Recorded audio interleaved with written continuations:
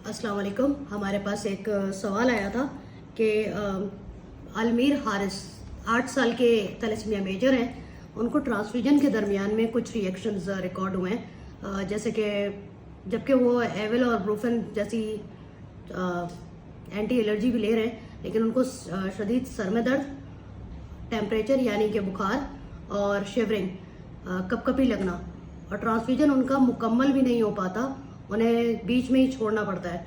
उसके लिए हमने अपनी डॉक्टर से पूछा कि क्या रीजंस होते हैं। अस्सलाम वालेकुम जी।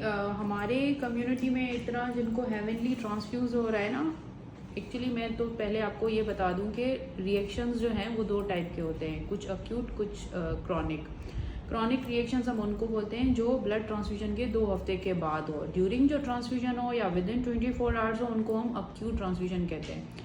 हमारे पास जो मोस्ट कॉमन रिपोर्टेड है वो या तो एलर्जिक रिएक्शन होते हैं या फिब्राइल नॉन हीमोलाइटिक रिएक्शंस, और जो इजीली मैनेजेबल भी होते हैं। जिन बच्चों में स्पेशली कोई भी हीमोग्लोबिनोपैथी हो या थैलेसेमिक बहुत ज़्यादा ट्रांसफ्यूजन हो रही है रिपीटेडली, तो उनमें कुछ एंटीबॉडीज़ आ जाती हैं, जो एंटीजन और एंटीबॉडी का रिएक्शन की वजह से ये रिएक्शंस बहुत कॉमन है। एलर्जी में जैसे हम बोलते हैं IgE एंटीबॉडीज़ बहुत बनती हैं, तो ये हमें जब ब्लड लगने के बाद किसी बच्चे को बहुत ज़्यादा इचिंग हो रही है, सर्दी हो रही है, या रेड रैशेस पड़ रहे हैं और बहुत कॉमन है, या किसी को सिर्फ 100 तक का फीवर आ रहा है और बॉडी एक्स हो रहे हैं, जैसे सर में दर्द हो रहा है, तो ये दोनों बहुत कॉमन है। इसमें आपको करना क्या होता है, बेसिकली वॉश्ड ब्लड सेल्स लगाने होते हैं। कुछ पहले बच्चों को हम बोलते हैं कि ट्रांसफ्यूजन से पहले कोई एंटी एलर्जिक जैसे एविल है या डेक्सामेथासोन, कॉर्टिकोस्टेरॉइड, जो एंटी इन्फ्लामेटरी हैं, जो उन एंटीबॉडीज़ को ख़त्म करते हैं, वो हम देके फिर ट्रांसफ्यूजन करते हैं। लेकिन कुछ लोगों की ट्रांसफ्यूजन इतनी फ्रीक्वेंट होती है या एंटीबॉडीज इतनी ज़्यादा बन जाती हैं कि वो रिएक्शंस बहुत सिवियर हो जाते हैं, इन पे भी कंट्रोलेबल नहीं होते।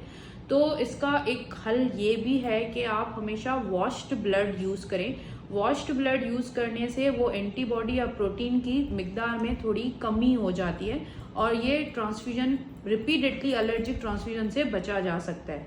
बट एक ड्रॉबैक इसमें ये होता है कि आपने जब वॉश्ड ब्लड इशू कराया तो उसकी हाफ लाइफ सिर्फ और सिर्फ 24 घंटे होती है, तो वो वॉश कराने के बाद आपको 24 घंटे के अंदर ट्रांसफ्यूज कराना ही कराना है। इसके अलावा जो हमारे पास ऑप्शंस हैं वो पाकिस्तान में अनफॉर्चुनेटली दस्तयाब नहीं है कि एंटीबॉडी नेगेटिव ब्लड लगाया जाए, जैसे IgA या IG एंटीबॉडीज नेगेटिव। इस पर स्क्रीनिंग बहुत बढ़ जाएगी, बहुत महंगे पड़ जाएंगे। तो these are the 2 only solutions, या तो एविल डेक्सा लगा के करें या तो फिर वॉश्ड ब्लड यूज़ करें, जो हर ब्लड बैंक में इजीली अवेलेबल है। Thank you so much. और अगर आप कोई और सवाल भी पूछना चाहते हैं तो प्लीज़ हमें ज़रूर सेंड कीजिए। Thank you.